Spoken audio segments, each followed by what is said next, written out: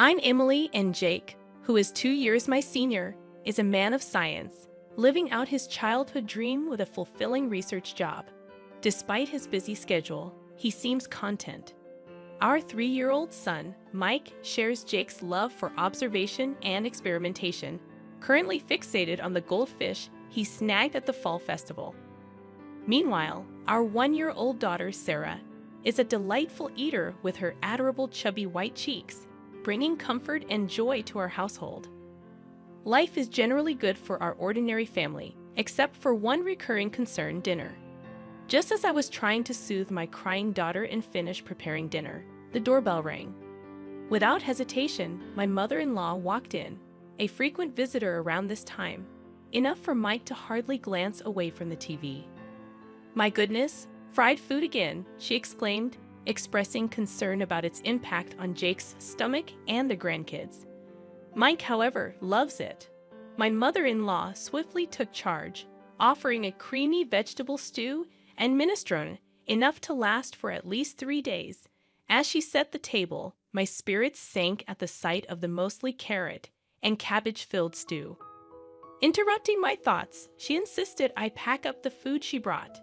Despite its lack of appeal, wasting food was not an option.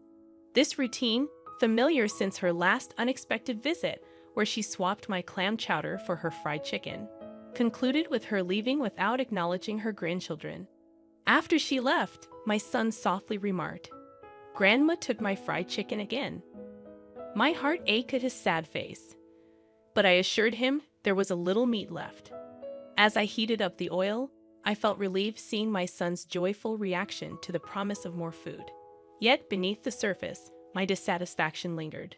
My mother-in-law's intrusion had escalated since my marriage, peaking over the last year. Each week, unannounced during dinner prep, she would criticize my cooking and parenting, leaving her cream stew behind.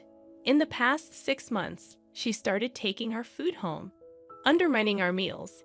As I juggled baby food and distracted the kids, the tough task of cooking continued. My family's happiness kept me going, but my fried chicken, braised pork, mapo tofu, and hamburgers, all of it, ended up in her hands. I inherited a love for cooking from my restaurant-running family, particularly my dad, who taught me the art. Confident in my culinary skills, I firmly believe that my cooking surpasses my mother-in-law's overly sweet cream stew. However, since Mike, our son, entered the picture, I've found it challenging to assert myself against his grandmother. When Jake, my husband, returns home after the kids have gone to sleep, he grimaces at dinner. With only Mike's share of fried chicken remaining, I serve Jake a generous portion of the cream stew, resigned to the fact that it's what my mother-in-law brings over. Frustrated by having my skills undermined, I express my discontent to Jake, urging him to tell his mother if he doesn't like it. Jake, as non-committal as ever, pokes at the stew, avoiding confrontation with his mother. Despite her intrusion during Sarah's nap time and taking away Mike's favorite foods, Jake rationalizes it by mentioning her loneliness since his father's passing 2 years ago. I sigh deeply, realizing Jake tends to avoid confrontation when his mother is involved. The only relief is that she hasn't suggested moving in yet. Tired of the routine, my mother-in-law surprises me with a different proposition during one of her dinner visits.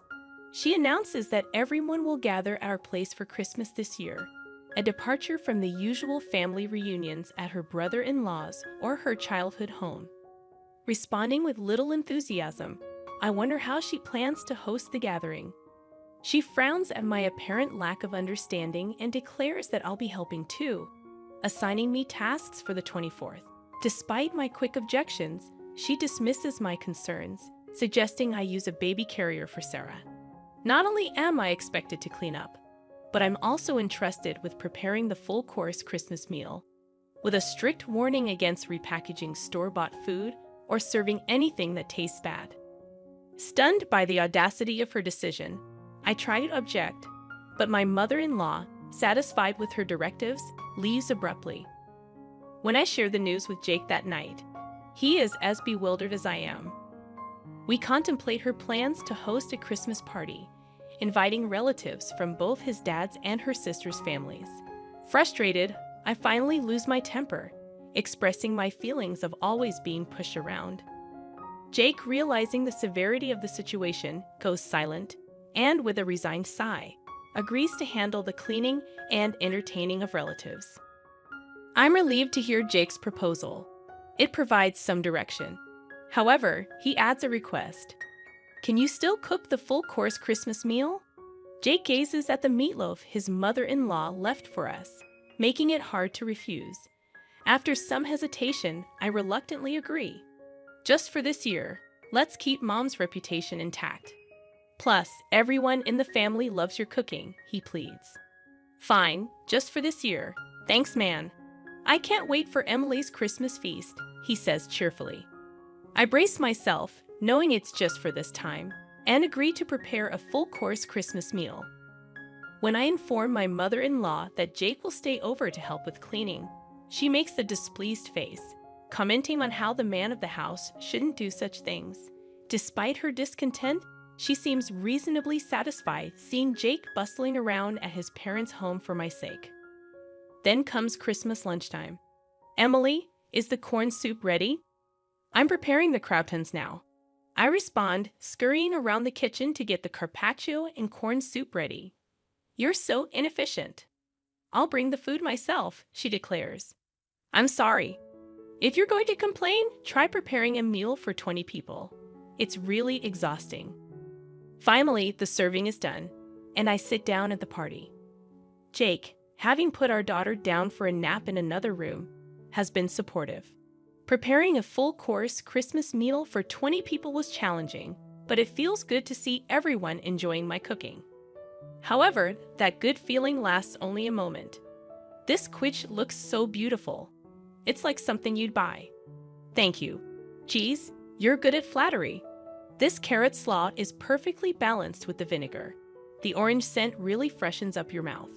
That's because Christmas meals tend to be rich, so I made it a bit more acidic. Something's off. Every time someone tries to compliment my Christmas cooking, mother-in-law interrupts. Something is not right, she declares, revealing the source of this awkwardness. Sophia, father-in-law's sister, comments, Emily, mother-in-law, is such a great cook, isn't she? Confused, I let out a dumbfounded sound. Unperturbed, Sophia continues her story. Did Olivia make this entire Christmas feast? That's amazing. Huh? I haven't cooked a full-course Christmas meal in ages. I was going to leave it to my daughter-in-law, but she's absolutely terrible in the kitchen and never comes by, even when I offer to teach her. Mother-in-law talks about struggles she never even faced, leaving me puzzled. Oh, Emily, you should really take after Olivia while she's still well.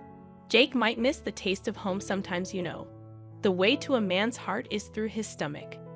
Daniel, a relative hanging around, laughs as if mocking me. You know, Olivia, that pork belly stew you made last time was delicious. It's amazing you can cook both Western and Japanese dishes. It's not that big of a deal, but I'm glad you enjoyed it. Mother-in-law smiles and feigns humility. That pork belly stew was clearly my creation. As I stand there astonished, she mouths, "Go along with it." Apparently, she's been claiming all my dishes, including the Christmas feast, as her own and sharing them with the family. Now she wants me to be complicit in her lie. No way, especially after she's been criticizing my cooking all this time. Though I want to speak out. Overwhelmed by the crowd, I find myself speechless until my young son becomes my unexpected savior. Mom, this omelet is really tasty. It looks different than usual, but your omelets are always good, echoes his high-pitched voice, silencing the noisy adults. Sophia, perhaps out of kindness, attempts to cover for my son, saying, "Oh, Mike, this is actually what your grandmother made." Astonished, my son responds, "Huh?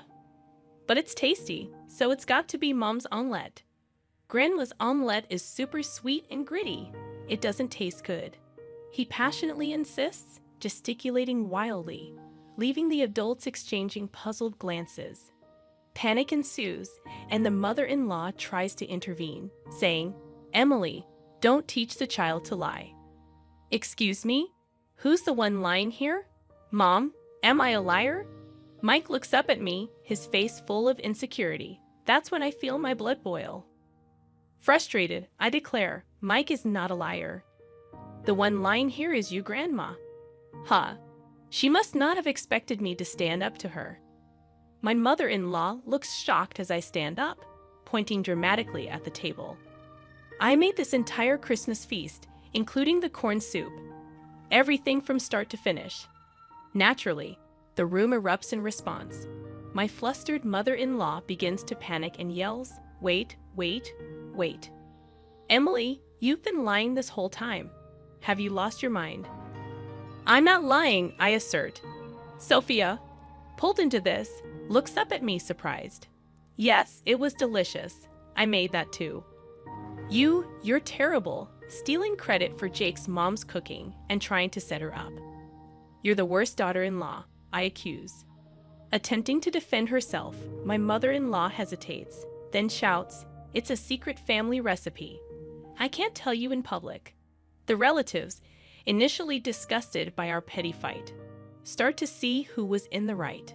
But my husband Jake appears near the door, restraining me with a stern voice and face. "Emily, that's enough."